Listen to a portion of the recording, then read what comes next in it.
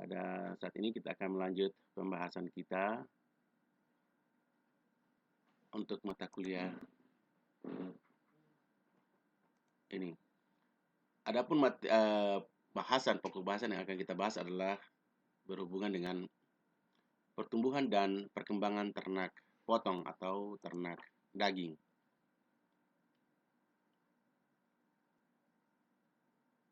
Yaitu kita akan titik beratkan dengan pembahasan kepada pertumbuhan dan perkembangan ternak pra dan pasca lahir sampai mencapai dewasa, baik dewasa kelamin maupun dewasa tubuh. Yang kita kaitkan dengan aspek bioenergi, hormon, nutrisi, dan metabolisme. Kriteria pengukuran pertumbuhan yang dialami ternak dalam menghasilkan produksi daging. Hal ini sangat penting di dalam manajemen ataupun produksi ternak daging atau ternak potong. Baiklah, kita akan lihat apa itu definisi atau pengertian dari pertumbuhan dan perkembangan. Jadi pertumbuhan dan perkembangan sebenarnya dua hal yang berbeda di dalam ilmu fisiologi, terutama dalam ilmu fisiologi ternak potong. Jadi pertumbuhan sebenarnya merupakan sebuah fenomena universal yang dimulai sejak fertilisasi atau pembuahan sampai dengan hewan menjadi dewasa. Di mana pada pertumbuhan ini terjadi dua fenomena perubahan, yaitu hipertrofi atau pertambahan besarnya sel dan hiperplasia atau bertambah banyaknya sel yang disertai dengan penimbunan nutrisi. Nutrisi.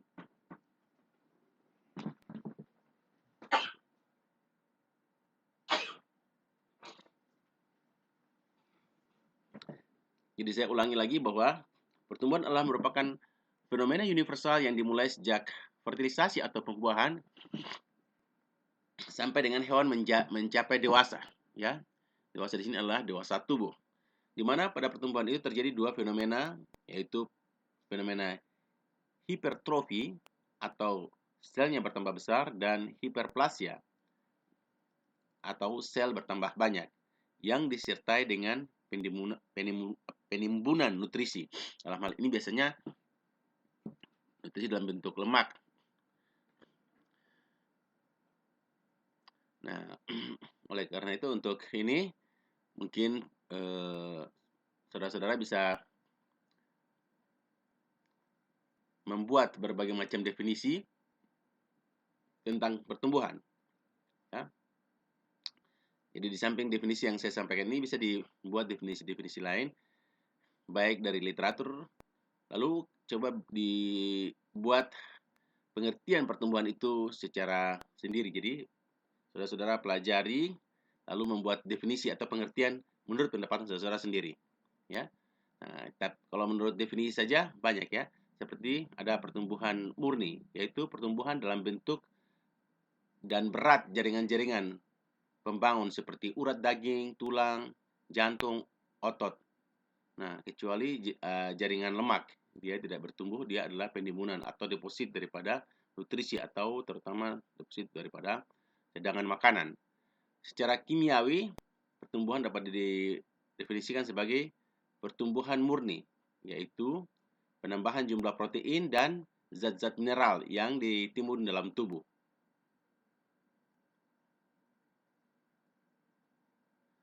Sehingga bertambahnya berat badan akibat penambahan lemak, air, dan tulang itu bukan merupakan pertumbuhan absolut.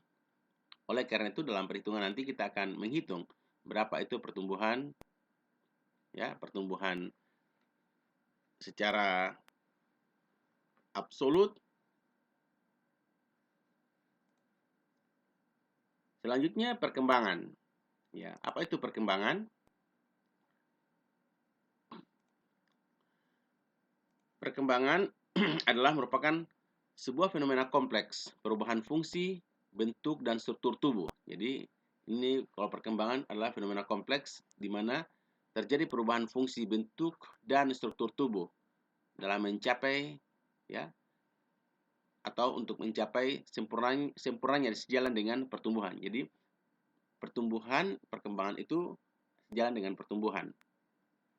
Perubahan struktur dan fungsi organ tubuh akibat perbedaan pertumbuhan relatif komponen tubuh. Ya. Di sini ada sebuah tabel yang memperlihatkan bagaimana kenaikan ukuran bagian tubuh pada saat dewasa dibanding dengan ukuran-ukuran pada saat waktu baru lahir. Ya, jadi bagian-bagian tubuh seperti otot itu ketika mencapai dewasa tubuh itu bisa berkembang sampai dengan sekitar 48 kali. Rangka 26 kali, paru-paru 20 kali, hati berkembang sampai dengan 14 kali, jantung 12 kali, otak 4 kali, dan mata 2 kali. Artinya bahwa setiap organ itu mengalami perubahan ukuran-ukuran tidak sama. Ya. Nah, yang paling besar adalah otot. Nah, disinilah karena otot disinilah merupakan bagian yang menjadi inti dari usaha kita untuk bisa menghasilkan atau memproduksi biomasa otot yang lebih banyak. Karena otot itulah yang akan kita manfaatkan. Jadi otot atau daging yang dimanfaatkan sebagai produksi utama dari ternak potong atau ternak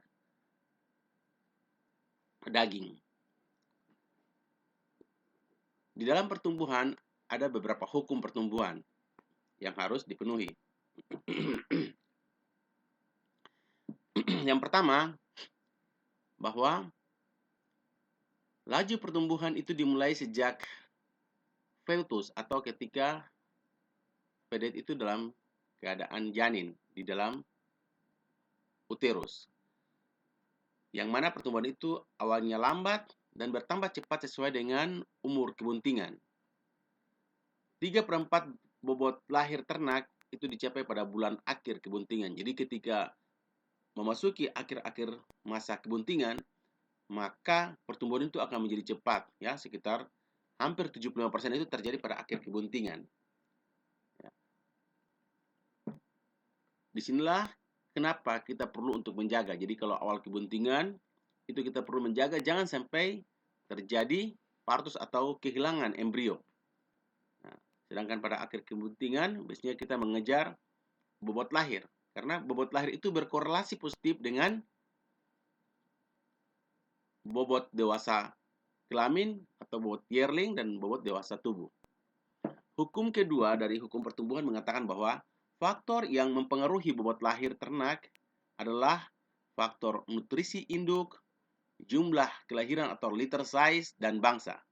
Nah, ini harus diperhatikan ya. Jadi, hukum pertumbuhan yang kedua mengatakan bahwa faktor yang mempengaruhi bobot lahir atau berat lahir ternak, ya, ternak sapi, kambing, domba, kerbau, ya, babi, kuda dan lain sebagainya itu dipengaruhi oleh faktor nutrisi induk. Nah, disinilah perlu kenapa kita harus memelihara induk secara spesifik atau secara khusus ketika induk berada dalam fase kebuntingan. Terus juga jumlah kelahiran atau litter size. Makin banyak jumlah anak, maka berat lahir akan lebih kecil.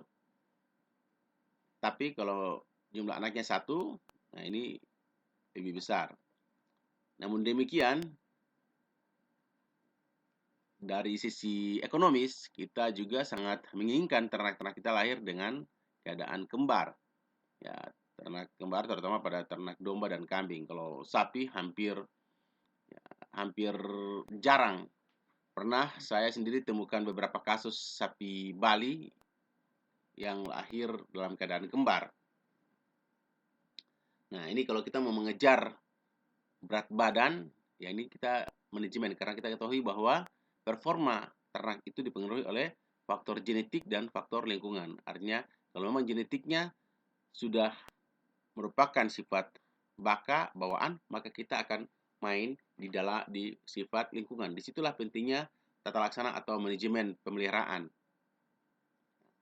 Hukum ketiga mengatakan bahwa setelah lahir, pertumbuhan ternak akan mengikuti kurva sigmoid yang berbentuk seperti huruf S, di mana pada awalnya lambat, kemudian terjadi fase akselerasi yang dicapai pada saat ketika memasuki usia pubertas atau dewasa kelamin, lalu mengalami penurunan pada titik infleksi. Ya. Satu hal yang perlu kita perhatikanlah bahwa pertumbuhan dari semua organ ternak itu berbeda-beda. Nah, lalu gelombang pertumbuhan dari ternak itu sebenarnya seperti ini ya. Jadi gelombang pertumbuhan pada ternak sapi itu dimulai dari arah muka ke belakang dan dari arah bawah ke atas. Disinilah yang mengakibatkan mengapa daging loin dan short loin itu memiliki kualitas yang super atau kualitas yang choice ya. Jadi bagian arah punggung ini ya yang merupakan daging loin dan short loin ini adalah bagian yang paling lambat pertumbuhannya.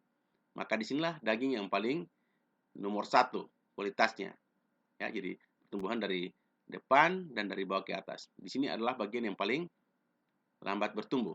Oleh karena itu, kalau kita mengambil daging loin dan short loin, kita bisa melihat bahwa warnanya itu agak sedikit pucat dan penyebaran lemak intermuskuler itu sangat banyak. Disitulah yang menyebabkan daging loin dan short loin memiliki tingkat keumpukan dan kualitas yang terbaik. Yaitu alasannya. Pada ternak besar, gelombang pertumbuhan mengarah dari belakang, ya dari anterior ke posterior yang tadi saya jelaskan. Dan dari bawah ke atas atau dari ventral ke dorsal, sehingga daging berkualitas prime berada pada sekitar pinggul, yaitu loin dan short loin. Dari sisi fisiologis, mengapa hal ini terjadi? Nah, karena dari depan, pertumbuhan yang diutamakan itu karena secara fisiologis adalah untuk melindungi syaraf, otak, jantung, dan paru-paru. Sedangkan dari bawah ke atas itu adalah bertujuan untuk memperkuat kaki tempat tumpuan daripada ternak. Jadi itu alasan fisiologis. Demikian Tuhan yang Maha Kuasa telah membuat hukum pertumbuhan pada ternak dan itu adalah suatu hal yang sangat luar biasa ya, hukum Tuhan atau hukum Tuhan yang ada di alam. Kalau di agama Islam biasanya kita bilang sunatullah. Sedangkan pada babi itu gelombang pertumbuhannya mengarah dari keempat kakinya, kepala dan ekor menuju ke loin. Adapun hukum perkembangan yang pertama adalah proporsi tubuh disebabkan oleh perbedaan gelombang pertumbuhan, yaitu kepala dan kaki berkembang lebih awal. Yang kedua, beberapa jaringan berkembang sesuai tujuan pertumbuhan, otak dan syaraf, tulang, daging, dan lemak. Yang ketiga, dari hukum perkembangan, bahwa organ-organ tubuh pada tingkat berbeda seperti jantung, paru-paru, dan usus berkembang lebih awal. Dan hukum yang keempat mengatakan bahwa jenis kelamin mempengaruhi perkembangan ternak. Ya, jadi ini harus dikuasai sebagai seorang pakar ya. Saudara dalam mengambil mata kuliah ini harus menguasai hukum ini. Jadi kita bisa menjawab kenapa sampai jenis kelamin itu berbeda. Misalnya kenapa pertumbuhan jantan atau pejantan itu bisa lebih besar daripada betina. Mengapa pertumbuhan jantan itu lebih cepat. Nah, ini adalah merupakan hukum perkembangan.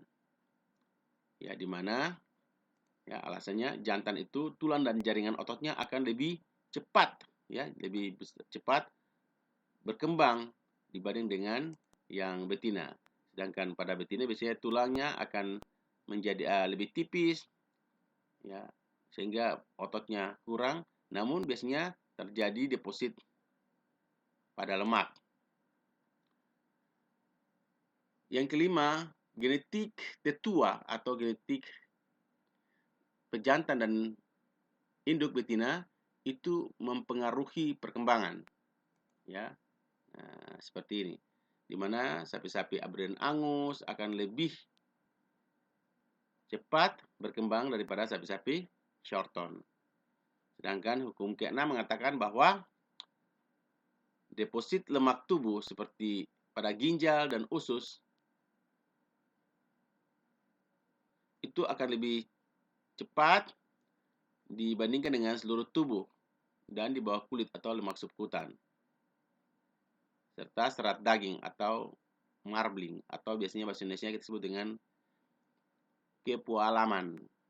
Ya, jadi kita ketahui lemak yang ada dalam tubuh ternak ada 3 macam, yaitu lemak subkutan, lemak abdomen, dan lemak intermuskuler. Kita yang melakukan belajar tentang manajemen produksi ternak, ya, potong yang kita cari adalah lemak intermuskuler, yaitu lemak yang menyebar pada daging. Lemak subkutan adalah lemak yang berada di bawah kulit, sedangkan lemak abdomen adalah lemak yang berada dalam organ pencernaan atau dalam abdomen, sedangkan lemak subkutan adalah lemak yang berada menyebar di daging. Dan lemak subkutan ini lemak intermuskuler ini yang membuat daging itu menjadi empuk, ya, yaitu terutama pada bagian tadi loin.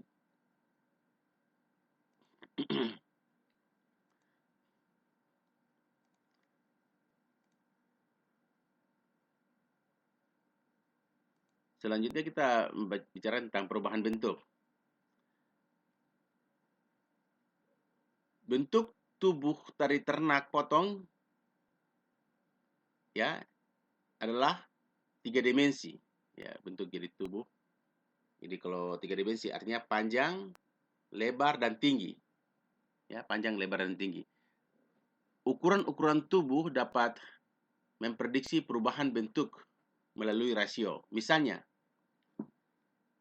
rasio lebar kepala, panjang kepala semakin menurun pada sapi yang sedang tumbuh. Ukuran tubuh yang paling erat hubungannya dengan bobot hidup adalah lingkar dada, tetapi dipengaruhi oleh bangsa dan jenis kelamin. Jadi, karena 3 dimensi bentuk tubuh daripada ternak potong itu, sehingga menjadi dasar mengapa kita bisa menduga berat badan ternak berdasarkan ukuran-ukuran biometrik atau ukuran-ukuran tubuh. Ya, salah satu di antaranya contohnya seperti lingkar dada, ya, lingkar dada, panjang badan, tinggi gumba. Nah, tetapi hal ini juga dipengaruhi oleh faktor bangsa ternak dan jenis kelamin. Artinya untuk jenis ternak dari bangsa yang berbeda itu akan berbeda. Demikian juga dengan jenis kelamin, jantan dan betina. Perubahan bentuk pada sapi selama, ya, pertumbuhan atau postnatal atau setelah lahir, pada pedet relatif kepala lebih luas, kaki panjang, dan tubuh dangkal. Sedangkan ketika mencapai dewasa, relatif kepala menjadi panjang, kaki menjadi pendek, dan tubuh menjadi dalam. Nah, kalau kita lihat dalam bentuk grafik seperti ini. Nah, jadi pada gambar A ini menunjukkan sebenarnya kalau kita lihat dari proporsi ini pada pedet dan ini adalah ketika dewasa. Gambar A ini memperlihatkan perubahan bentuk dari pedet ke dewasa pada sapi, ya, yang dimana digambarkan dengan skala yang sama pada tinggi, bahu, dan panjang badan. Jadi skalanya sama. Sedangkan pada gambar B, di mana kepala dari dewasa, ternak yang dewasa, akan lebih besar dan relatif lebih panjang. Hal ini diikuti dengan bertambah umur dan bobot tubuh yang meningkat. Pada umur yang sama, sapi yang bobot tubuhnya lebih berat akan memiliki kepala lebih panjang. pada bobot yang sama, sapi yang lebih tua memiliki kepala lebih panjang. Ya, jadi kalau ini saya gambarkan seperti ini, lebih lonjong, panjang, ini bulat. Ya. Nah, seperti itu. Sehingga kalau digambarkan dengan grafik, sebenarnya secara proporsional, ya proporsi itu sama, A dan B. Tapi berbeda pada beberapa perubahan-perubahan. Ya, jadi ketika dewasa, dia menjadi dalam, kepala menjadi lonjong, menjadi panjang, dan seterusnya. Nah, ini bisa dilihat dari gambaran seperti ya sapi ini, British White, ya, atau dari sapi British White. Lihat anaknya dan yang jantannya ini, kalau kita lihat sama, cuma lebih panjang kepalanya. Nah, ini kakinya lebih tinggi, ini kakinya lebih pendek, badannya lebih dalam, dan seterusnya. Perbedaan bentuk pada bangsa yang sama lebih disebabkan oleh perbedaan bobot badan daripada oleh perbedaan umur. Perbedaan antara gambar B dan C lebih disebabkan oleh pengaruh lingkungan terhadap tingkat pertumbuhan. Perbedaan bentuk mencerminkan perbedaan pada bentuk otot, jaringan, dan tingkat perlemakan atau deposit lemak. Pada ternak yang umur dan bobotnya sama, perbedaan bentuk mungkin disebabkan karena faktor genetik. Sapi yang tingkat pertumbuhannya tinggi akan mencapai ukuran dewasa yang lebih besar dibanding dengan ternak-ternak atau sapi yang lebih rendah tingkat pertumbuhannya. Nah, di sini diberikan satu gambaran dari gambaran grafik di mana hubungan antara bobot tubuh dan umur. Nah, perbedaan antara bangsa pada lingkungan yang sama. Jadi gambar A ini menunjukkan tingkat perubahan pertumbuhan yang cepat. Ukuran dewasa yang besar. Ya, jadi pertumbuhannya, jadi kalau disinilah kenapa berat bobot lahir itu berhubungan, berkorelasi positif dengan berat dewasa. Nah, pada gambar B menunjukkan bahwa tingkat pertumbuhan lebih lambat sehingga ukuran dewasa juga kecil. Jadi kalau pada gambar A, tingkat pertumbuhan cepat sehingga bobot dewasa menjadi tinggi. Sedangkan B sebaliknya, tingkat pertumbuhan lambat sehingga ukuran dewasa menjadi kecil. Pada bobot yang sama, B lebih dewasa dan gemuk daripada A. Ya, jadi pada bobot yang sama. Pada umur yang sama, B bobot tubuhnya lebih rendah. Jadi kalau kita lihat ini umurnya di sini, ya di sini lihat. Nah, ini pada umur yang sama di sini, yang B di titik di bawah sini, yang A sudah berada di sini. Ya. Pada bobot yang tubuh yang sama, nah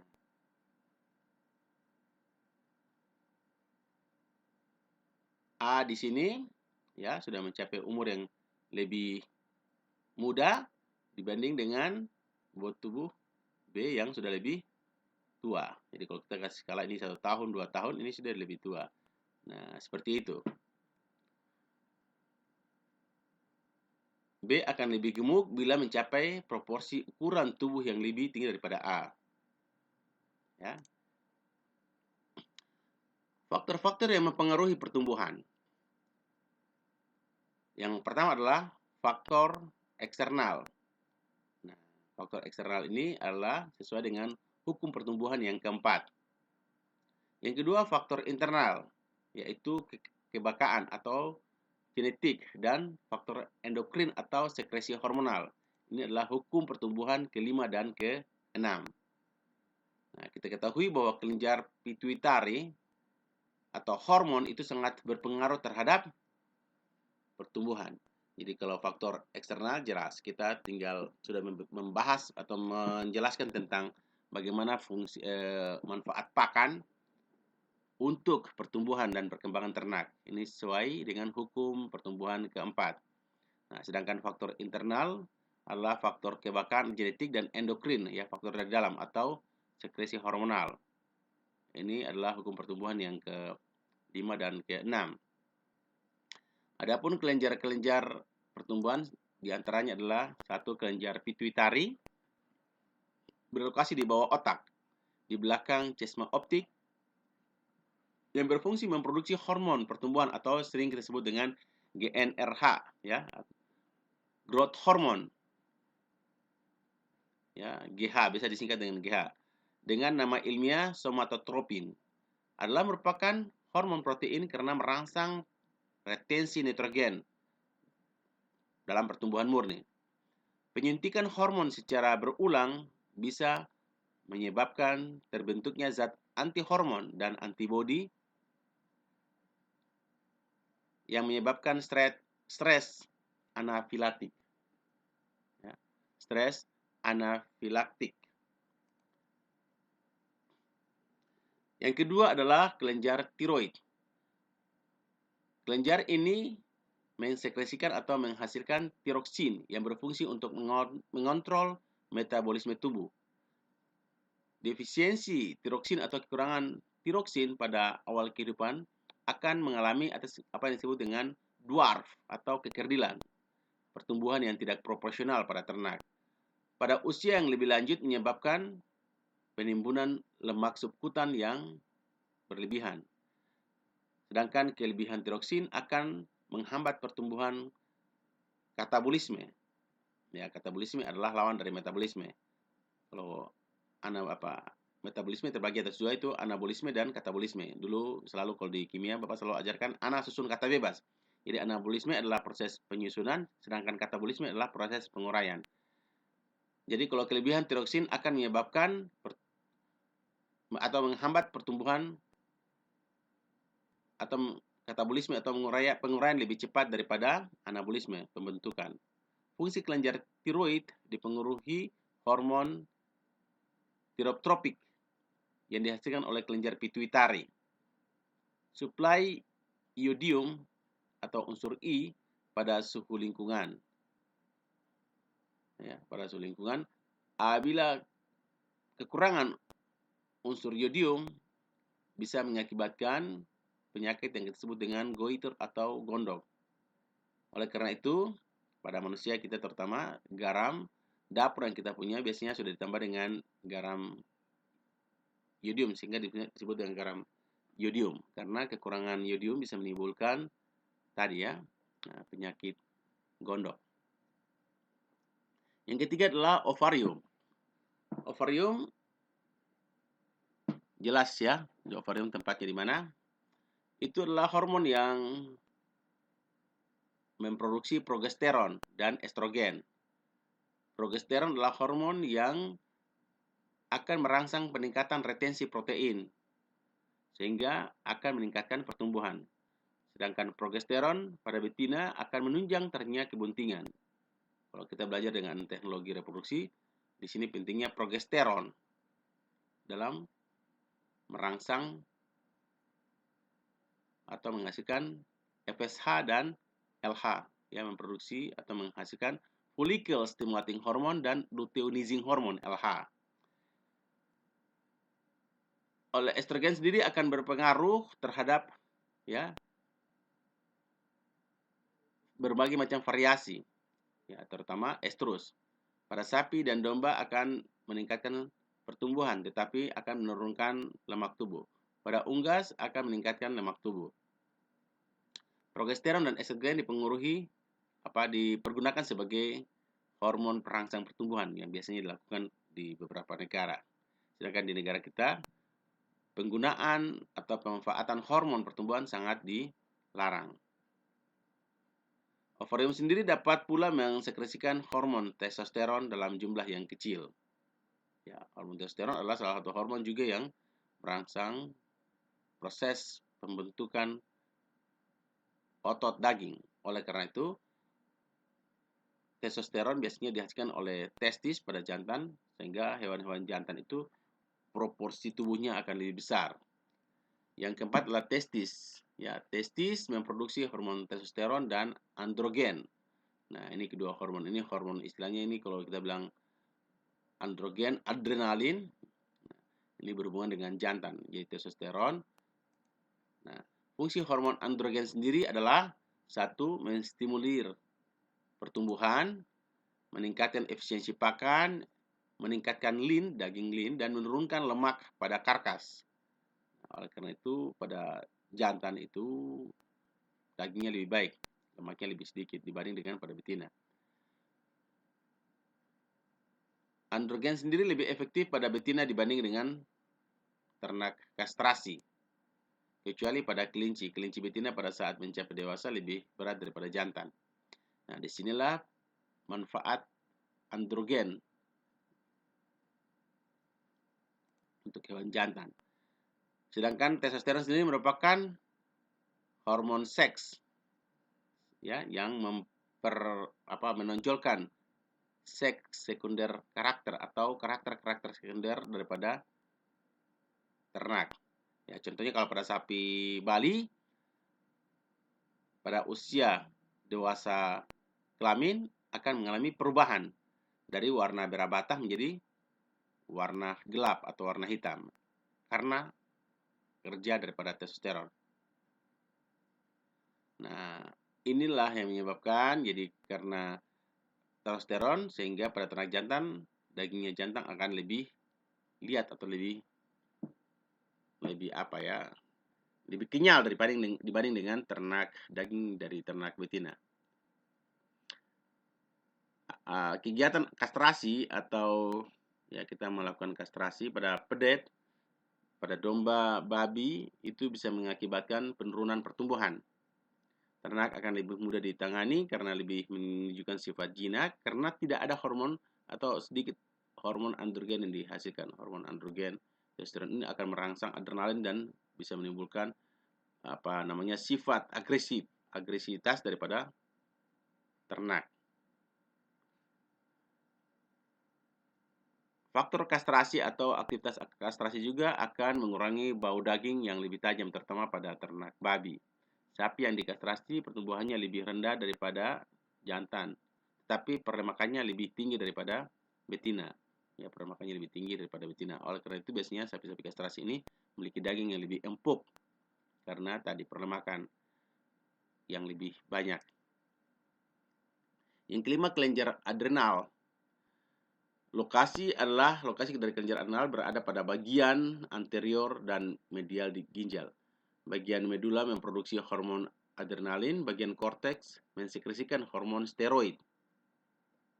Fungsi hormon steroid sendiri adalah untuk menjaga keseimbangan elektrolisis dan metabolisme air, mempengaruhi metabolisme protein, karbohidrat, dan lemak. Kortison sendiri merupakan hormon steroid yang diproduksi bagian korteks adrenal yang berfungsi untuk meningkatkan lemak tubuh pada sapi dan domba. Oleh karena itu, bisa mempercepat penggemukan daripada ternak. Oke, berikutnya kita akan membahas tentang bagaimana cara kita mengukur pertumbuhan. Ingat, pertumbuhan bukan fungsi linear, tapi lebih bersifat alometrik, yaitu terjadinya penambahan massa berat berbentuk huruf S atau sigmoid, di mana awalnya lamban, lalu cepat, dan lamban lagi, bahkan konstan ketika mencapai dewasa tubuh. Kurva pertumbuhan pada semua ternak mamalia polanya sama, meskipun berat setiap spesies ternak berbeda. Ya, sama juga pada manusia. Ya, pertamanya cepat, setelah dewasa kelamin, lalu melambat sampai mencapai dewasa tubuh. Ya, kalau pada manusia dewasa tubuhnya biasa sekitar 25 tahun. Jadi kalau kita yang sudah lewat dari 25 tahun sudah tidak ada lagi terjadi tambahan, tidak ada lagi pertumbuhan. Yang ada adalah kalau badan kita menjadi gemuk karena deposit lemak.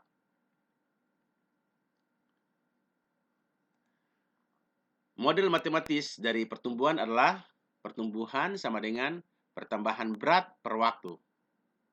Ya, atau delta.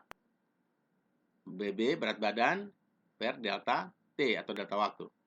Kecepatan pertumbuhan adalah pertambahan berat badan dalam jangka waktu tertentu. Jadi kalau digambarkan ya seperti ini ya dengan rumus RG sama dengan delta W per T, di mana RG kecepatan pertumbuhan, delta W adalah perubahan berat. Jadi W akhir kurang W awal atau W2 kurang W1. Sedangkan T adalah periode waktu antara W1 dan W2. Pada sapi, periode lepas sapi hampir berupa garis lurus karena pertambahan bobot badan atau PB relatif konstan. Jadi setelah lepas sapi itu belum ada secara signifikan adanya pertumbuhan. Pertambahan berat badan akan meningkat sejalan dengan meningkatnya umur, terutama menjelang masa pubertas. Setelah pubertas, pertambahan berat badan akan menurun dan pertumbuhan berhenti bila telah mencapai dewasa tubuh. Sedangkan pertumbuhan murni dapat kita gambarkan berdasarkan Bannister dan Stutt 74 menulis dalam bentuk rumus. Pertumbuhan murni adalah real growth rate atau pertumbuhan murni sama dengan bobot badan akhir kurang bobot badan awal dibagi dengan waktu atau berapa lama masa penggemukan dikali dengan 100%. Fase pertumbuhan. Fase pertumbuhan dibagi menjadi 3. Ya, jadi mungkin ada teman-teman yang mau melakukan penelitian dengan menggunakan variabel seperti tadi saya sudah jelaskan, nanti diperhatikan, nanti rumus-rumusnya tidak diambil. Jadi fase pertumbuhan itu dibagi menjadi 3. Yang pertama adalah prenatal atau sebelum lahir. Yang kedua, pre-weaning, ya, saat menyusui, dan jadi prenatal, pre-weaning atau pada saat menyusui, dan post-weaning atau setelah menyusui. Ya, jadi fase pertumbuhan ini biasanya umumnya dibagi 3 itu prenatal, pre-weaning, dan post-weaning. Jadi prenatal itu saat berada dalam fetus. Ketika terjadi fertilisasi 0 hari sampai dengan 9 bulan kalau pada sapi, atau pada kambing 6 bulan, pada babi sekitar 4 bulan, domba 6 bulan, sampai lahir. Nah, lahir sampai menyusui, saat menyusui disebut dengan pre-weaning. Dan setelah lepas sapi atau setelah tidak menyusui, lepas dari induknya tidak menyusui, kita sebut dengan post-weaning sampai dengan dewasa tubuh. Nah, kita lihat satu-satu bagaimana dengan fase pertumbuhan pada prenatal. Pada fase pertumbuhan ini, pada ternak prolific atau multiporus atau peridi, itu dipengaruhi jumlah fetus dalam uterus. Ya, ini kita ingat lagi istilah-istilah prolific, multiporus, dan peridi. Jadi hewan-hewan yang kita sebut dengan politokes. Kalau dulu pernah belajar reproduksi, itu hewan-hewan yang sekali fertilisasi bisa menghasilkan sel telur lebih dari 1, sehingga memiliki kemungkinan untuk litter size atau anak yang dilahirkan lebih dari 1. Contohnya ya pada babi, kambing, dan domba. Jumlah fetus banyak akan berpengaruh terhadap kecukupan pakan di dalam uterus, sehingga mengakibatkan fetus akan menjadi kecil. Pada ternak monoporus atau monotokes, bobot badan dan umur induk akan berpengaruh atau mempengaruhi pertumbuhan prenatal. Berat lahir pedet akan lebih besar atau ya lebih tinggi disebabkan oleh besarnya uterus. Uterus yang artinya bahwa ternak betina yang pernah melahirkan beranak itu memiliki uterus yang lebih besar, sehingga memiliki kemungkinan bisa melahirkan pedet yang lebih besar. Faktor kebakaan atau faktor genetik berperan penting dalam pertumbuhan prenatal. Nah, ini salah satu variabel ya. Jadi faktor-faktor yang mempengaruhi pertumbuhan saat prenatal. Yang berikutnya pre-weaning atau pada saat menyusui, ya. Maka itu dipengaruhi oleh kualitas dan kuantitas susu induk. Jadi kualitas dan kuantitas susu induk sangat mempengaruhi pertumbuhan pada saat preweaning atau pada masa menyusui.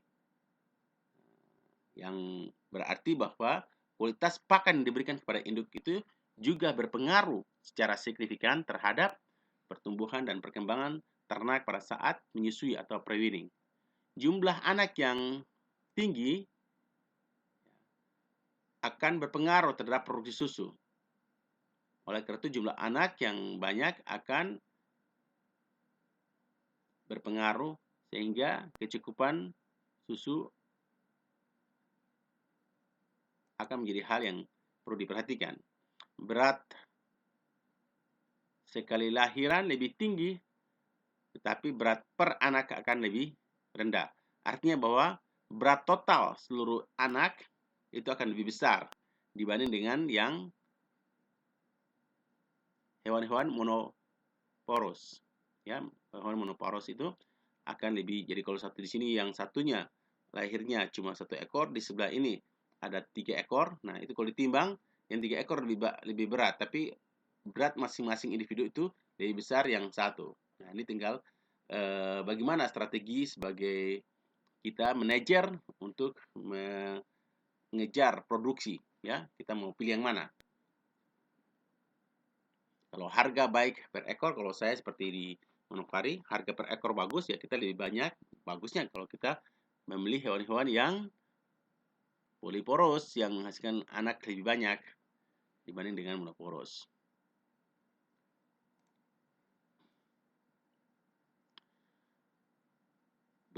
Selanjutnya pertumbuhan selama menyusui. Nah, pertumbuhan selama menyusui ini, di mana kecepatan pertumbuhan adalah sama dengan berat sapi kurang berat lahir per selisih waktu selama sapi. Nah, di sini ada beberapa rumus yang mungkin teman-teman nanti ada yang mau pakai kalau untuk menyusun tesis dalam penelitian, ya. Ada, kalau kita melakukan penelitian di lapangan, baiknya kita semua melakukan standarisasi berat ternak yang kita lakukan sehingga tidak terjadi bias yang besar. Di sini ada istilahnya bobot sapi yang distandarisasi pada umur 205 hari. Ya, jadi BSS, ya, atau bobot sapi standar sama dengan berat sapi aktual atau berat sapi yang sebenarnya, yang aktual yang saat kita timbang, dikurang dengan berat lahir, ya berat lahir sudah ada, dibagi dengan umur sapi. Ya, jadi umur sapinya misalnya sudah 4 bulan, nah kita bagi. Dikali dengan 205 ditambah dengan berat lahir. Jadi tontonan kita akan lihat contoh, ya. Jadi kalau berat lahirnya 10 kilo misalnya, berat sapinya 10 kilo, nah saat kita timbang, ya berat sapinya yang aktual kita timbang 20 kilo, berarti 20 kurang 10 dibagi dengan umur sapi. Umur selama sapi ini berapa? Misalnya 4 bulan dibagi dengan 4. Jadi 10 bagi 4 berapa? 10 bagi 4 sekitar 2,5 dikali dengan 205 ditambah dengan berat lahir, ditambah dengan tadi berat lahir itu misalnya 10 kilo. Ya, seperti itu. Produksi susu induk sangat berpengaruh terhadap pertumbuhan pedet saat menyusui. Produksi susu yang rendah, nah ini akan mempengaruhi terhadap pertambahan berat pedet. Ya, jadi pertambahan berat pedet akan terhambat. Umur induk dan jenis kelamin pedet berpengaruh terhadap pertumbuhan. Jadi umur induk dan, nah ini juga variabel yang menarik untuk kalau teman-teman ingin lakukan penelitian. Ya, di lokasi di mana teman-teman berada, ya, saudara berada bisa melihat apakah hukum ini berlaku atau tidak, ini secara umum, ya. Lihat apakah umur induk dan jenis kelamin dari pedet sapi maupun ternak yang lainnya, bagaimana dengan hubungannya dengan pertambahan atau pertumbuhan. Induk dewasa biasanya memiliki berat sapi pedet lebih tinggi. Ya, ini data dari sapi-sapi di daerah subtropis, sekitar 75 lbs. Pakan induk yang baik akan mengekspresikan berat sapi lebih baik. Ini dari hasil penelitian rata-rata konon sekitar 40 lbs. Ya. Berikutnya adalah post-weaning atau pasca lahir, yaitu pertumbuhan yang terjadi antara waktu di sapi sampai saat disembeli atau masuk umur potong, ya, atau bobot dewasa. Di mana kecepatan pertumbuhan pasca sapi sama dengan berat akhir kurang berat sapi dibagi dengan waktu. Nah, ini ya, jadi kalau kita mau hitung. Sedangkan untuk pendugaan bobot post winning, nah ini juga kita pakai sistem standar. Kalau tadi kita pakai standar 100-205 hari. Nah, sekarang untuk pendugaan bobot post winning setelah lepas sapi, bobot yearling atau bobot sekitar 1 tahun ya, yearling 1 tahun, umur sekitar 365 hari. Dengan rumus ya, jadi bobot yearling atau bobot setahun adalah bobot aktual dikurang dengan bobot sapi dibagi dengan selisih umur dalam satuan hari dikali dengan 160 ditambah dengan bobot sapi. Bobot sapi yang tadi kita sudah hitung pada rumus pertama. Ya, bobot sapi pada umur 205. Jadi nah, ini juga biasanya dilihat juga faktor koreksi umur induk, ya, faktor koreksi umur induk. Nah, terus bobot dewasa biasanya distandarisasi pada umur 550 hari, yaitu sama dengan bobot aktual kurang berat sapi, ya, bobot sapi atau lepas susu dibagi dengan selisih umur dalam satuan hari dikali dengan 345 ditambah dengan bobot sapi. Jadi bobot sapi standarisasi ini sangat penting. Jadi kalau kita mau menghitung pendugaan umur atau umur yang disetarakan, maka harus kita punya data cukup lengkap. Nah, ini waktu saya penelitian S3 saya hitung ini untuk sapi Bali ya. Nah, ini adalah beberapa faktor koreksi umur ya. Untuk umur induk 2 tahun, nah ini faktor koreksinya bedetnya 30 kg. Bedet betinanya 27 kg. Faktor koreksi umur induk ya, FKU ini faktor koreksi umur induk adalah 1,15. Nah, untuk induk 3 tahun, kalau anaknya jantan itu ya bedet jantannya 20 kg, kalau betina 15 gram. Faktor koreksinya adalah 1,10. Kalau 4 tahun itu 10 kilo, yang betina 9 kilo, faktor koreksinya 1,05. Nah, 5 sampai dengan 10 tahun, nah kalau 5 sampai 10 tahun ini sudah ya, sudah faktor koreksinya sudah 1. Sedangkan lebih dari 11 tahun, faktor koreksinya 1,05. Nah, ini adalah jadi tapi ini faktor koreksinya hanya berlaku bagi pedet dari induk-induk yang heavyweight atau sapi-sapi pedaging asli. Sehingga waktu saya lakukan penelitian saya cukup abaikan ini ya, saya hanya menggunakan data yang ada di lapangan. Nah, ini adalah contoh kasus, silakan dikerjakan ya. Nah, seekor pedet jantan yang induknya berumur 3 tahun mempunyai bobot lahir 34 kg. Pada umur 150 hari, bobot badannya adalah 176 kg. Pada umur 10 bulan, berat badannya menjadi 368 kg. Pada umur 13 bulan atau 450, pada umur 13 bulan mencapai bobot 456 kg.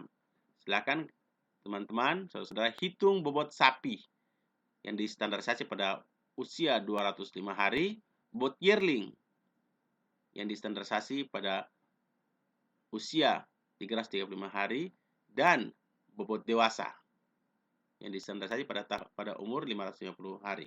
Silakan di otak-atik. Ternak yang mengalami kekurangan pakan selama menyusui cenderung akan dikompensasi saat lepas menyusui. Ya, jadi itu yang disebut dengan pertumbuhan kompensasi. Artinya kalau kita punya ternak yang dia pertumbuhannya tidak bagus karena produksi susu induknya jelek, maka ketika lepas sapi, itu ternak ini akan berusaha untuk mengejar ketertinggalan pertumbuhan. Itu dengan syarat pakan yang ada cukup tersedia baik kualitas maupun kuantitas. Tapi kalau tidak tersedia, tetap pertumbuhan optimal tidak tercapai.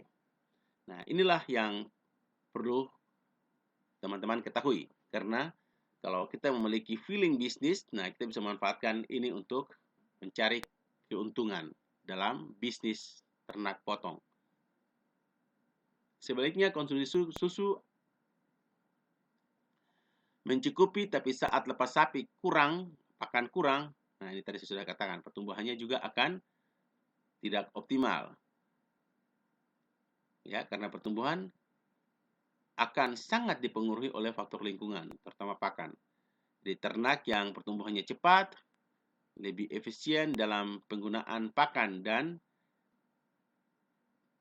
kandungannya lebih banyak berupa lean daripada lemak. Jadi daging lebih banyak daripada lemak. Kalau pakannya terpenuhi, baik kualitas maupun kuantitas. Pertumbuhan ternak akan menurun setelah umur pubertas karena fase akselerasi yang lambat. Contohnya pada sapi Hereford yang pubertas ya umur sekitar 15 bulan adalah 1.200 lbs. Nah, umur 25 bulan berat badannya hanya mencapai 1.800 lbs. Pertumbuhan akan menurun kontinu daripada pubertas sampai dewasa dicapai. Anak jantan akan tumbuh lebih cepat dibanding dengan anak betina setelah lepas sapi. Jantan lebih efisien dalam penggunaan pakan. Setelah mencapai dewasa tubuh, perubahan berat badan diakibatkan oleh penambahan pengurangan lemak tubuh. Ternak cenderung kehilangan protein tubuh dengan bertambahnya umur. Kehilangan protein tubuh pada ternak merupakan fenomena pada disebut dengan aging process. Baik, berikutnya kita akan bahas tentang perubahan bobot tubuh, yaitu pertambahan bobot badan dalam satuan hari atau biasanya kita sebut dengan PBB, ya, gain per day. Yang tertinggi akan dicapai pada saat sebelum dewasa tubuh, ya, jadi setelah dewasa kelamin atau pada kisaran dewasa kelamin. Pada ternak sapi mulai dicapai sejak umur 9 bulan, tetapi tergantung pada ketersediaan pakan, kualitas dan kuantitasnya. Persentase tingkat pertumbuhan atau percentage growth rate atau relative growth rate itu dimanifestasikan dengan rumus seperti ini, ya. Jadi percentage growth rate atau relative growth rate sama dengan delta, ya, delta selisih waktu atau delta selisih waktu selisih penimbangan berat awal kurang berat akhir kurang berat awal dibagi dengan selisih waktu, ya. Jadi ini. Jadi kalau ini adalah jadi AW per detik adalah pertambahan berat badan harian, ya. Jadi PBB-nya berapa dibagi dengan bobot aktual.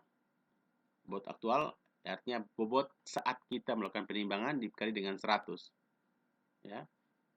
Jadi contohnya, kalau PBB-nya adalah 100, ya, 100 atau 10 gram per hari, ya, 10 gram per hari, berarti dibagi dengan bobot aktualnya.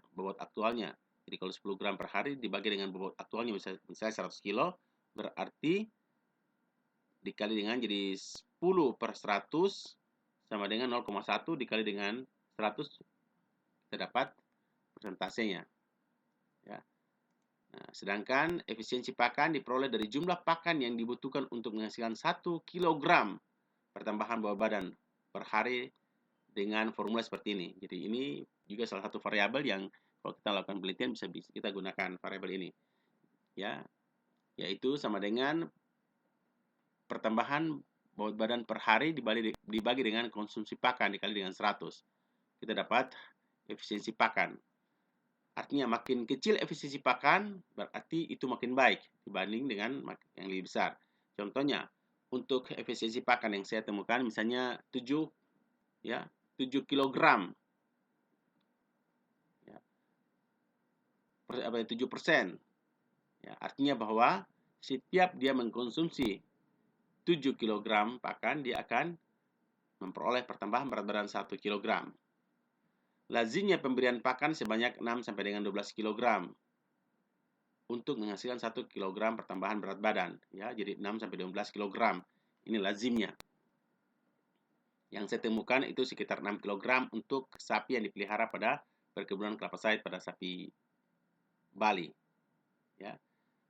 Jadi makin kecil itu makin baik. Artinya bahwa kita akan menghemat pakan. Karena dengan sedikit pakan sudah bisa mendapat 1 kilogram pertambahan berat badan. Hal ini mengandung arti, jadi efisiensi pakan antara 1/12 kali 100 dan 1/6 kali 100. Atau antara 8 sampai dengan 17%. Ini sudah dikatakan sudah efisien. Karena bobot karkas yang dicapai antara 50 sampai dengan 60%. Tergantung bangsa, jenis kelamin, bobot tubuh, umur pakan. Oleh karena itu, efisiensi pakan dapat dihitung dengan rumus sama dengan jumlah berat karkas seluruh sapi yang terjual dibagi dengan konsumsi pakan seluruh sapi dalam kelompok dikali dengan 100. Nah, itu efisiensi pakan. Baik, kita lihat sekarang adalah bagaimana dengan kurva pertumbuhan pada ternak sapi. Jadi pola pertumbuhan ternak sapi yang tadi saya katakan seperti sigmoid. Ya, kalau kita gambarkan, ini adalah berat badan. Ya, berat badan terus bertambah. Ini adalah umur, ya, umur. Umur ini K adalah ketika terjadi fertilisasi, L ini lahir, ya. Terus P ini pubertas, D ini dewasa, dan M ini ketika sudah dead atau mati. Nah, di sini ke yang hitam ini adalah kurva pertumbuhan, ya, kurva pertumbuhan yang normal. Artinya kalau ternak itu dengan diberikan pakan yang bagus dengan keadaan keadaan lingkungan yang kemarin kita sudah bahas, bagaimana pengaruh iklim, ya, dengan iklim yang berada dalam thermonetral zone, maka dia akan mengekspresikan pertumbuhan yang normal, sesuai dengan berat yang tinggi. Nah, tetapi yang garis merah ini adalah kurva pertumbuhan yang akibat kurang nutrisi. Jadi kurang stres nutrisi, terus stres panas, nah maka dia akan bertumbuhnya akan lambat, ya. Sehingga dia akan jauh selisih dengan harusnya yang dia peroleh. Jadi pada saat dewasa tubuh harusnya dia sudah berada pada titik yang tinggi di atas ini. Ternyata karena tadi stres pakan dan stres panas, dia akan berada pada titik sini. Nah, oleh karena itu, pada pembisnis ternak potong, mereka memanfaatkan dengan membeli sapi-sapi yang tadi, ya, yang kurang mendapat atau yang kurang masih berada di bawah umur yearling, di bawah 1 tahun, tapi berat bobot badannya itu masih rendah karena pakannya jelek, air susu yang diberikan oleh induknya jelek, terus pemeliharaannya juga jelek di padang rumput atau di Indonesia biasanya daerah transmigrasi kita lihat mereka cuma mengikat di tempat-tempat yang memiliki kualitas hijau yang kurang bagus. Nah, ini kita bisa manfaatkan dengan membeli anak-anak bedetnya, lalu kita berikan pakan yang cukup untuk tadi mengejar ketertinggalan atau disebut dengan kurva pertumbuhan akselerasi, ya, jadi compensatory growth itu di sini nih. Nah, apabila kita bisa memanfaatkan ini, bayangkan kita sudah mendapat keuntungan cukup besar. Ya, jadi harganya pasti murah. Tapi kalau kita memberikan pakan yang baik dengan manajemen yang baik, dia akan mencapai kurva hampir mendekati, ya, hampir mendekati, malah bisa kadang-kadang hampir bisa mendekati kurva pertumbuhan yang normal. Nah, inilah keuntungannya cukup besar. Lihat kita lihat selisihnya, ya, cukup besar. Nah, jadi kalau kita bisa gambarkan dengan kurva presentasi pertumbuhan, nah seperti ini, ya. Jadi pertambahan berat badan itu pada ketika terjadi fertilisasi, lahir, lalu pertumbuhan yang tertinggi atau pertambahan berat badan yang tertinggi itu pada saat pubertas ini tinggi. Lalu dia akan PBB itu dia akan menurun sampai dengan mati. Nah, itu. Sedangkan kurva presentasi pertumbuhan itu pertamanya waktu dalam fertilisasi dalam ini tinggi, ya. Tinggi itu dia menurun ketika lahir, nah menurun terus menurun sampai dengan saat dewasa tubuh. Perubahan bobot dalam kondisi pastur, ya, ini adalah satu hal yang perlu diketahui juga. Dalam kondisi padang pengembalaan atau pastur, pertumbuhan sapi akan mengalami fluktuasi atau naik turun sesuai dengan cuaca atau iklim. Pada musim produksi pakan berlimpah, itu pada musim hujan, nah itu akan meningkat tinggi. Tapi pada masa musim kering, paceklik, pakan sedikit, maka akan mengalami penurunan. Nah, tercapainya peningkatan pertambahan berat badan setelah bobot tubuhnya menurun disebut dengan compensatory growth, ya, atau pertumbuhan kompensasi. Pada saat ini merupakan pakan menjadi, ya, pada saat ini perubahan pakan menjadi bobot tubuh sangat efisien. Compensatory giant juga akan meningkatkan bobot karkas untuk tujuan pemasaran ternak, meningkatkan birahi dan konsepsi, serta meningkatkan laktasi untuk memenuhi kebutuhan susu pedet. Kalau kita gambarkan dengan grafik seperti ini, ya, jadi kalau di pastur, nah pertumbuhannya seperti ini, naik turun gini. Nah, sesuai dengan kondisi musim atau faktor iklim.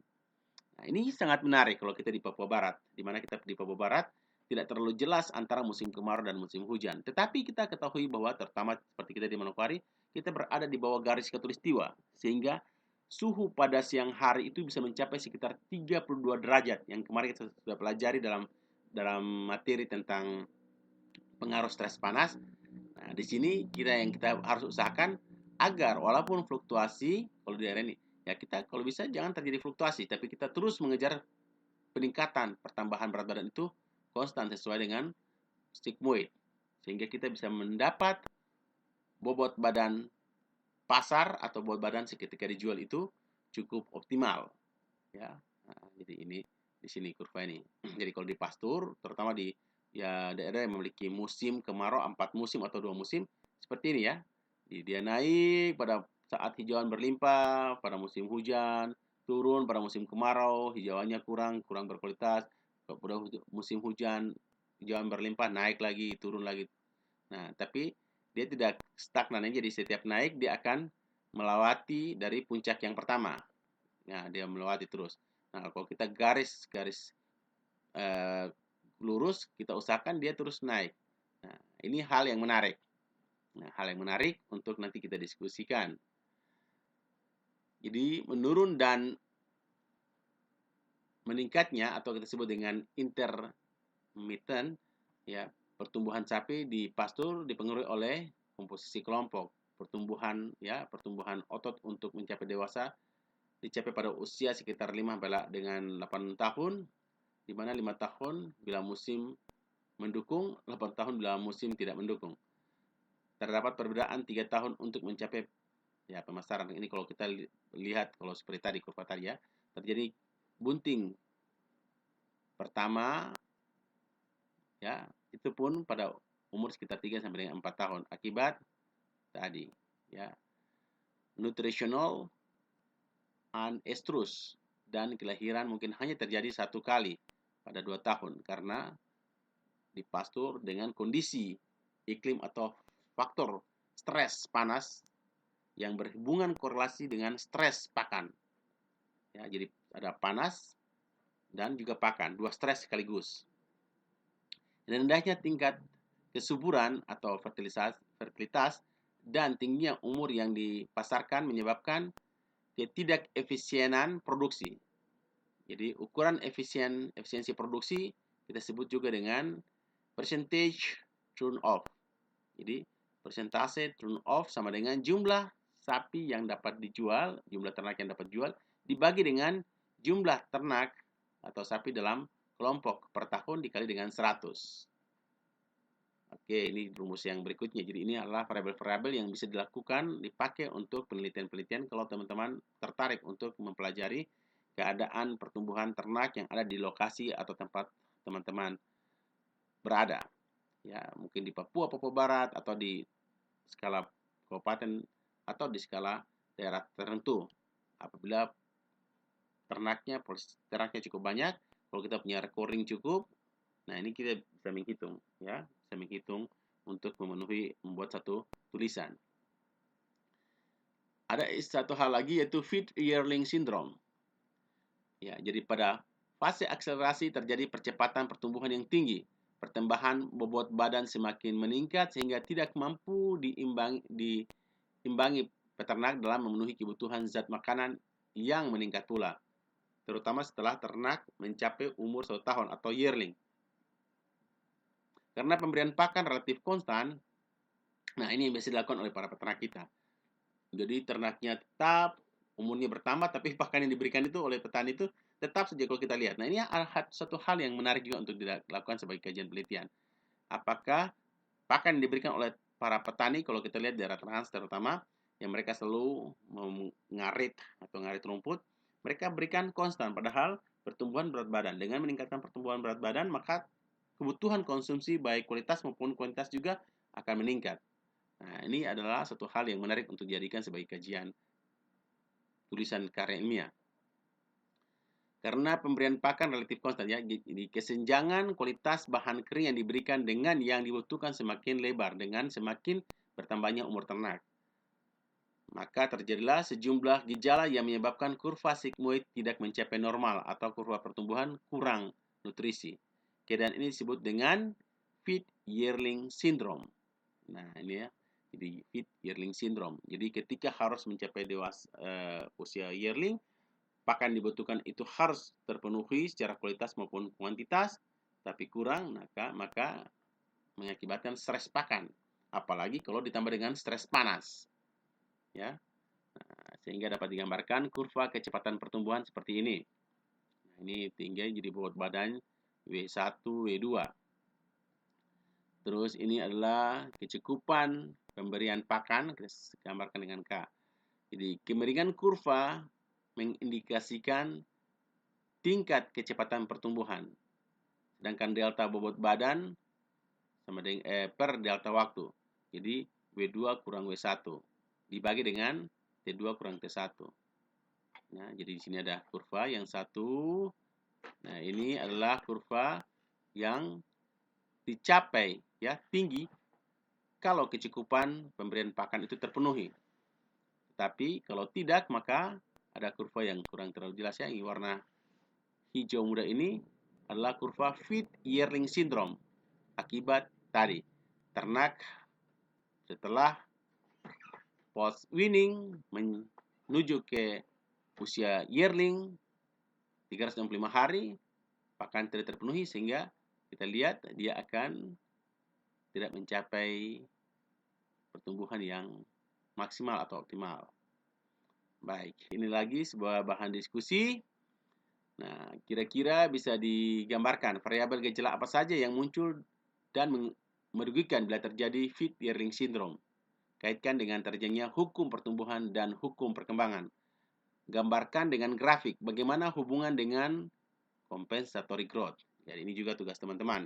Silakan dikerjakan, dikumpul ya, kalau cuma 3 orang, silakan dikumpul, dikirim di Japri, juga boleh, ya. Nah, dikerjakan. Kalau bisa sebelum ujian akhir semester, semua tugas-tugas sudah masuk. Nah, untuk UTS, mungkin Bapak tidak melakukan UTS, semua nilai akan dikumpul dari tugas-tugas yang Bapak sudah berikan. Jadi tugas-tugas itu kalau saudara-saudara ikuti semua kuliah audiovisual yang dikirim. Nah, ada satu hal lagi yang menarik, nah yang tadi kita sudah sempat singgung, di mana pemanfaatan perangsang pertumbuhan untuk memicu pertumbuhan pada ternak, yaitu dengan pemberian atau dikasih hormon, ya, yaitu dengan perangsang pertumbuhan. Tingkat pertumbuhan sapi dipengaruhi oleh keseimbangan hormonal, dapat diatur dengan pemberian substansi sintesis, ya, sintesis atau hormon-hormon sintetik untuk meningkatkan performa ternak. Hormon androgenik adalah hormon efek jantan dan hormon estrogenik adalah hormon efek betina. Pada ternak yang dikastrasi menyebabkan penurunan tingkat pertumbuhan dan efisiensi pakan atau berkurangnya peran hormon androgen, tapi kualitas daging akan meningkat. Bertambahnya peran hormon androgen. Unsur anabolik steroid misalnya dapat merangsang pertumbuhan jaringan tanpa lemak, ya, jadi merangsang terbentuknya daging lean. Tingkat pertumbuhan pada komposisi karkas tir akan menyamai pejantan bila diimplantasi unsur estrogenik atau androgenik, atau mungkin kombinasi dari keduanya. Penggunaan unsur perangsang atau hormon pertumbuhan dapat meningkatkan pertumbuhan dan efisiensi pakan, meningkatkan sekresi hormon pertumbuhan, meningkatkan aktivitas kelenjar tiroid atau berpengaruh langsung terhadap pertumbuhan otot. Perangsang pertumbuhan atau growth promotor menyebabkan peningkatan sintesa protein pada otot dan peningkatan bobot tubuh. Akan tetapi efeknya tergantung kepada tipe, jenis kelamin, dan umur ternak yang diberi perlakuan hormonal tersebut. Nah, bagaimana dengan pengaruhnya terhadap ternak? Meningkatkan, ya adalah yang pertama meningkatkan pertumbuhan, meningkatkan massa jaringan otot, mempertinggi efisiensi pakan, terjadinya perubahan distribusi lemak, meningkatkan nafsu makan, meningkatkan kondisi otot untuk bekerja lebih berat, dan meningkatkan kualitas dan kuantitas karkas. Ini menurut Heitzman, ya. Heitzman pada tahun 80 dan Trinkel. Adapun hormon-hormon yang hormon yang sering digunakan adalah hormon steroid alami atau estradiol, testosteron dan progesteron. Ada hormon steroid sintesis, ya, sintetik seperti trenbolon, ya, nortestosteron, metilesteron, etinylesteroid, chlormadinon, asetat, dan lain-lain. Sedangkan hormon-hormon non-steroid seperti zeranol, dinestrol, hexestrol, ataupun dietilstilbestrol.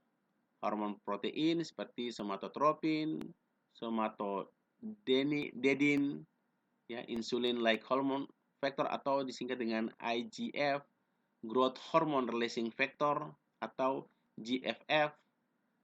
Nah, terus ada beta agonis atau zat sintesis yang struktur kimianya menyerupai adrenalin seperti clenbuterol atau simaterol. Pemberian estrogen sintesis, ya, pemberian estrogen sintetis atau sintetik seperti DES pada penggemukan steer dan wafer dapat meningkatkan pertambahan bobot badan, efisiensi pakan akan meningkat, kandungan lean meningkat, dan lemak akan menurun. DES dapat diberikan melalui pakan atau diimplan pada telinga. Pemberiannya harus dihentikan menjelang akan dipotong hingga efeknya sudah menghilang. Nah, jadi di Indonesia sendiri, ya, hormon-hormon ini tidak diperbolehkan penggunaannya, tapi di negara-negara Eropa ini digunakan. Nah, ini juga menjadi hal yang menarik untuk teman-teman yang duduk di tempat di kebijakan, karena kita juga masih banyak mengekspor ternak dari luar. Bagaimana kita sendiri melarang penggunaan hormon, sedangkan di luar boleh menggunakan hormon, tapi mereka boleh jual ternak ke Indonesia. Nah, karena tadi apabila pengaruh hormon itu masih ada, bisa berakibat pada konsumen. Hormon protein somatotropin dengan 110 residu asam amino. Ya, contohnya ini, ya, seperti BST, bovin somatotropin untuk sapi, ya, yang memiliki 188 asam amino rantai tunggal dengan berat molekul mencapai 21.500. Ataupun OST, ovin somatotropin untuk domba, atau PST, porcine somatotropin untuk babi. Ya.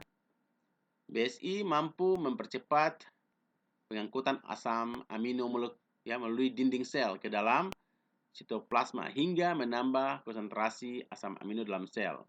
BSI mampu juga meningkatkan pembentukan ribonukleat acid atau RNA, ya, ribonukleat acid dalam inti sel yang mendorong proses transkripsi dan translasi dalam ribosom di dalam sitoplasma hingga akan mempercepat sintesa protein dan pertumbuhan jaringan di berbagai tubuh. Sedangkan Sinovac, ya, ini yang paling cukup terkenal juga, adalah merupakan substansi yang mengandung estrogen dan progesteron. Biasanya digunakan pada sapi untuk meningkatkan kecepatan pertumbuhan dan efisiensi pertumbuhan. Terdapat 3 jenis Sinovac, yaitu ya, yang S, Sinovac S, H, dan C. Yang S ini mengandung 200 mg progesteron dan 20 mg estradiol. Ya, biasanya dipakai untuk stir. Sedangkan yang H 200 mg testosteron dan 20 mg estradiol. Ya, biasanya untuk sapi atau untuk heifer. Sedangkan untuk yang C mengandung 100 mg ya progesteron dengan 20 mg estradiol untuk pedet atau calves. Biasanya juga ada yang berbentuk pellet diimplementasikan secara subkutan pada sepertiga bagian belakang telinga, tidak terjadi migrasi, agar diharapkan tidak terjadi migrasi atau berpindah tempat pada bagian tubuh. Bagian tersebut tidak terkontaminasi manusia, jadi biasanya kalau di daerah Eropa, ada orang Eropa itu bagian yang sudah diimplan dengan hormon ini biasanya tidak dikonsumsi atau langsung dibuang. Jadi kalau di telinga diharapkan tidak dikonsumsi oleh manusia, telinganya dipotong, dibuang. Nah, ditakutnya akan masih ada pengaruh hormonalnya dan bisa berakibat pada manusia, ini sangat tidak baik. Nah, inilah contoh gambaran dari hormon pertumbuhan. Jadi implantasi estradiol sebaiknya pada feedlot atau pada pastur penggemuk. Jadi penggemukan bukan pada pastur, pada penggemukan di kandang, karena responnya berkaitan dengan konsumsi energi.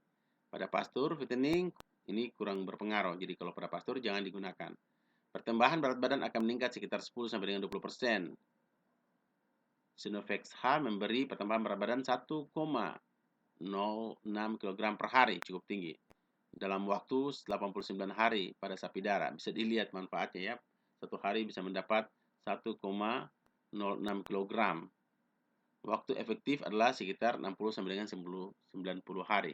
Sedangkan zeranol merupakan substansi anabolik protein yang secara alami merupakan substansi zearalenone, bersifat anabolis dan estrogenik, bersifat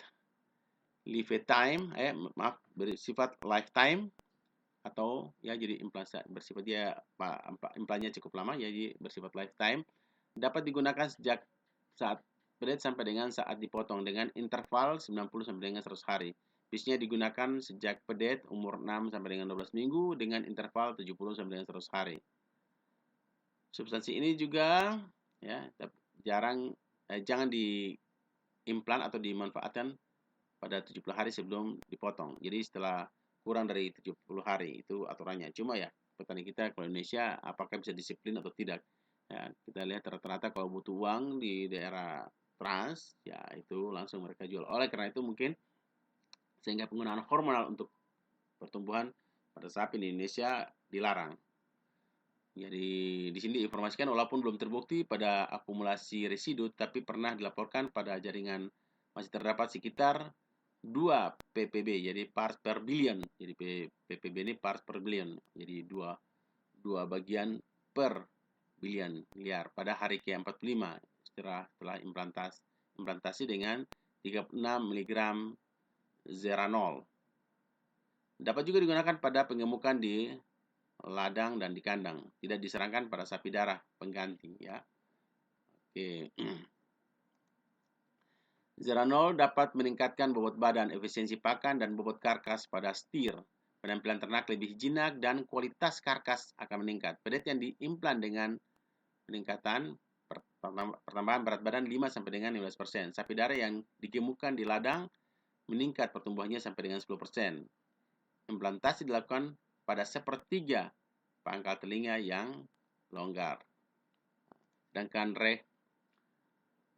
ralgro merupakan bahan yang diekskresikan dan fungsi ya atau dari fungus atau jamur dapat menstimulir pertumbuhan dan efisiensi pertumbuhan seperti juga hormon DES tadi.